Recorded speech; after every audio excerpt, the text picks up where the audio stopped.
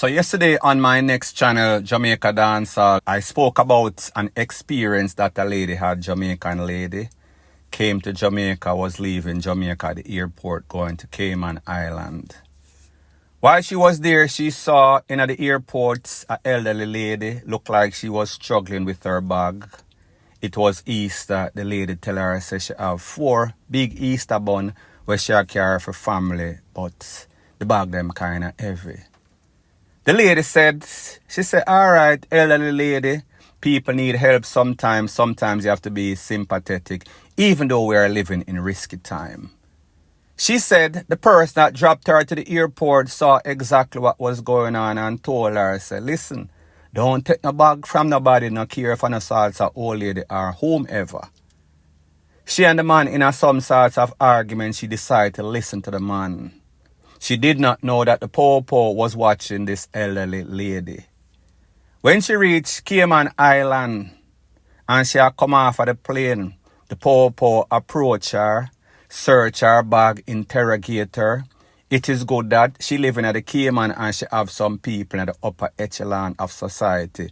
That was how the person vouched for her and said she didn't have nothing to do with it. This elderly lady was obviously under surveillance. She is a repeat offender. The lady got out of the problem. When I posted that video yesterday, within a couple of hours or so, somebody sent me a video and said, they don't know, say, I watch your video. I'm going to see our next video on social media with a man giving his same experience. Now, people, this man is not Jamaican. However, the message is going to appropriately apply if you fly once in a blue moon, if you fly on a regular basis.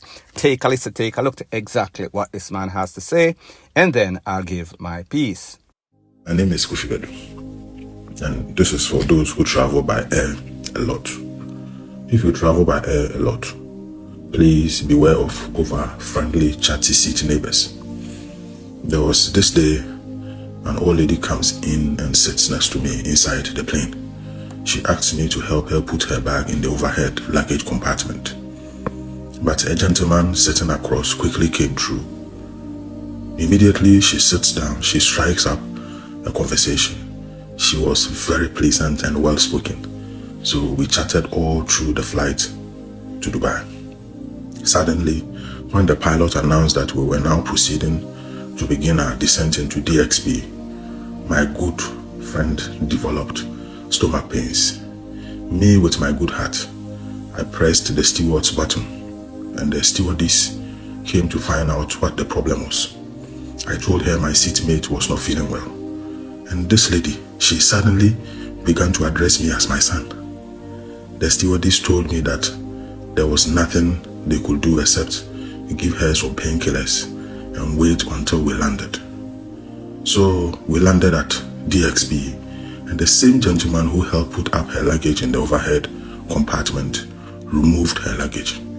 But as he removed the luggage, he advised me to distance myself from this lady and make it clear to the cabin crew that we were not traveling together. This man was a godsend. So indeed, the cabin crew came and asked if we were related. I categorically told them we had met on the plane. I didn't know her at all. So we began to deplane, and as I said goodbye, she kept begging me to carry her handbag. I was so torn, but the gentleman looked me in the eye and emphatically shook his head. As we waited for our luggage to come through, I then heard this commotion. My new friend was running, trying to escape the cabin crew. Luckily, the airport police were faster than her. They got hold of her and brought her back in handcuffs. This lady starts calling out to me, my son, how could you do this to me? That's when I caught on. She was actually carrying drugs and she was trying to implicate me. Luckily for me, the gentleman who had helped her with her luggage came forward and told the airport police that me and her had just met on the plane. The police, however, took my passport and asked her to reveal my full name if it was true we were traveling together. By God's grace, I had not even told her my first name. I was still asked to follow the police to a little room where I was questioned extensively, and my luggage was extensively searched and dusted for fingerprints. They dusted all her luggage, and my fingerprints were not found anywhere on her luggage or on her handbag. I was let go with advice never ever to touch anyone's luggage, either in flight or at the airport. So from that day, I don't care how much luggage you have, you will deal with it yourself. I will not even offer you a trolley to put your luggage on. Your luggage, your problem. That is my new policy. And if you can't reach the overhead compartment and I am the nearest person, please call the cabin crew, because all I'll do is give you a blank stare and then look away. This is a simple advice. I'm just saying it. Please think about it. Now people, like I said, I did a next video like this on my next channel, Jamaica Dancehall Source. It is going to be in the description of this video. When you go to the channel, it might be the first or the second video, latest videos. We've heard cases of people from the UK, people from America, people all over the world come to Jamaica. Some of them come and them have them plan for smuggle back stuff. 99% of the time, they are going to get busted. Sometimes them bingo. However, like me say, most of the time it is epic failure. Moral of this video is that the devil comes in all shape, all forms, very importantly, all ages. Because them figures say, alright, if me look like a old lady or I'm old, people are going to tend for more want to assist me. People are going to think that, well, an old lady like this couldn't have any sorts of criminal intention. However, people, in both cases, the video that I spoke about on my next channel, and this case, if it's one thing that we learn, people are very manipulative. They tug on your emotion, they tug on your sympathy. And you think, say, well, our old lady, she not going to do that. That is not the general type of person, the stereotypical person that is smuggling. However, people, like I said, back to back, yesterday and today, 2 stories. So just imagine how widespread this is. Like I said, family members set up family members, friends set up friends. However, when a total stranger comes to you and draw you in a something that you are totally innocent about, that you don't know this person from Adam or Eve. Luckily for the Jamaican lady and this man seems to be from some sort of African descent. In both cases, they were warned. Blessings in disguise. People, just imagine these people weren't warned. And then the people see them with bag. What are you going to tell somebody, especially in the case of the Jamaican lady, meet this lady at the airport before check-in? Suppose she check in the bag and tell the people them say a fear one, because if them ask if a somebody bag, they are going to want to have all sorts of questions and ask how you meet this person, rate it. So therefore, you are going to feel as if it's an old lady. She will not do anything wrong. However, you are DEAD wrong. So people, me just say, whether a Jamaica, whether a Africa, whether it's anywhere you go, do not let anybody give you any sorts of bag for carry or pack or do anything for them, unless you can know exactly, validate and verify what exactly is in what they are giving you. And even when you can go over everything with a fine-tooth comb, dot all the I's, cross all the T's, my suggestion is that don't start no ish, won't be no ish. Don't take anything from anybody, and more than likely, you won't be in any sorts of problem for anybody.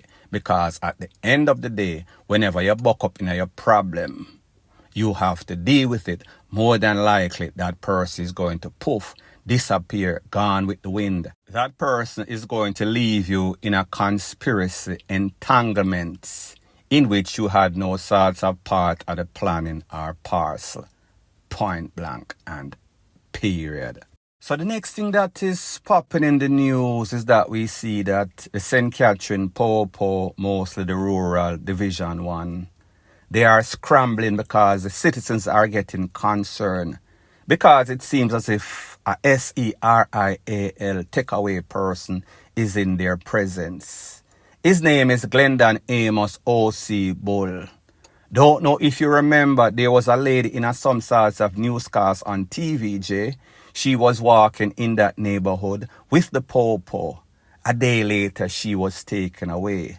It is said that the person of interest or the suspect in that MURDER was Mr. Bull. Based on what the Popo are saying, Mr. Bull name is being called up in at least 37 MURDERs. People, if somebody is wanted, name a call even indirectly in the leastest way. That person is a serious person. How did it get to that? What about after the 5th one, the 6th one, the 7th one? 37? Is it exaggeration? Are they over sensationalizing the badness of this person?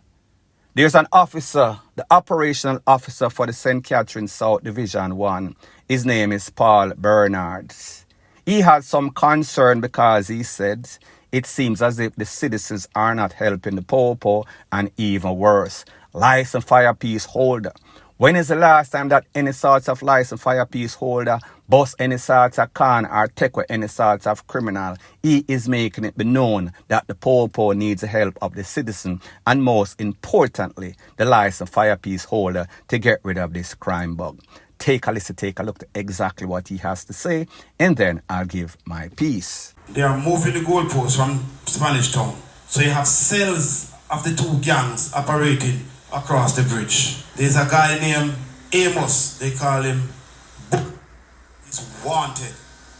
For one man to be doing so many murders. The young lady who was killed in Commodore, she walked with the police on the day after she was killed. We should never have any man, any woman who feels that if you walk with the police, you are dead. Not so joke thing this no man. What I would say on that though, we cannot police from a distance. And some of the residents, they are cowards. If you go there to look for Miss Murphy, they'll see you and video you. But they see the criminals, they say, I'm a G that man. A lot of us are cowards. Even firearm holders inside here. Most of you are cowards. Tell me when last year a firearm holder shoot somebody. A lot of you are cowards, man. When I leave the fight to police alone. Now, based on what the good officer is saying, everybody have to come together. It has to be some sorts of collective efforts. We cannot expect that the Popo should do everything. They are overworked. They are undermanned. It needs the citizen to give their input, whether you are calling Popo and giving information rather than facilitating, hiding, being mum on situation that you see happening in your area. When you say wanted man come, newbie coming in your area, call the Popo. So therefore at least the Popo can check up on them and see if them wanted, if them hot or not. So you can't police from a distance. It will come back and haunt you. He called out the license fire peace holder and said, when are the last time, like I said before, only see any license fire peace holder take on any sorts of criminal and people? Yes, there are many instances when people dip on spots because crime is so prevalent in Jamaica. And them say, why? Me nah keep or get no part or parcel in this. Me I go take for myself and keep my life.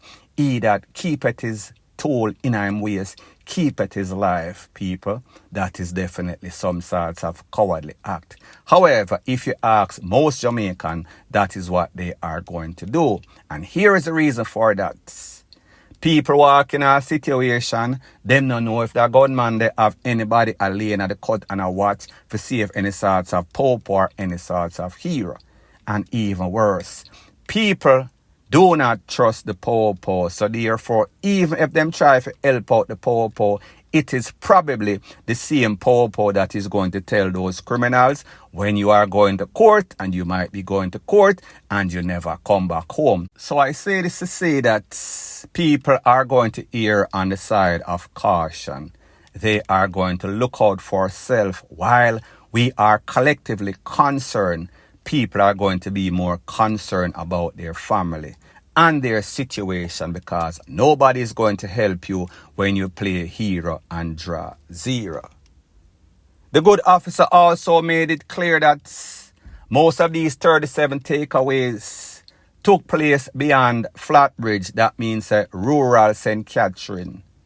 37 people in a 1 year, and one person is linked to everything. This man is definitely serial. This man need to be taken away. The popo need to eat him food like Kellogg's. But the major thing is that this is a systematic problem. Failure of system to be proactive instead of reactive. They make things bad and then they want to do some sorts of damage control. Sometimes the damage is already done and beyond repair. And don't get me wrong, I am not going to say to give up hope and don't have any sorts of faith, but the damage has already been done long time ago. There is no sorts of damage control. The place get out of hand, the place get corrupt, the place get infested. And that is why I always said you need to be proactive instead of reactive. Prevention is better than cure. Now these people are looking to do damage control when the damage has already been done. And what they also said is that most of these criminals that you see in the northern part of St. Catherine, they are transplanted from Spanish Town. Them go to St. Catherine North, in the Linstead era, in the Bagwalk era.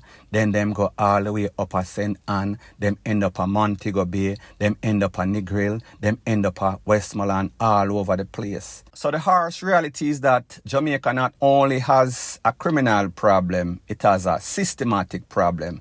System failure for these people not to recognize or be proactive or even be innovative. They are always trying to stop the problem, put some sorts of band-aid upon some sorts of gashing, gaping wound. Point blank and period.